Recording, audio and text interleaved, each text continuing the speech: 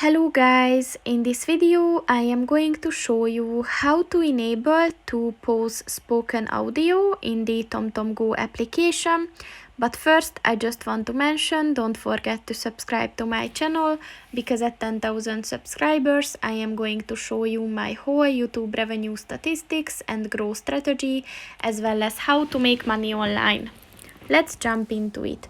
First of all, open the application on your phone and then click on the menu button at the bottom of the page on the left, and then scroll down and click on the settings button, and then click on the voices button, and at the instruction settings section look for the pause spoken audio button, and if you want to enable it, just click on the white circle next to it, and once it turned blue, this function is enabled.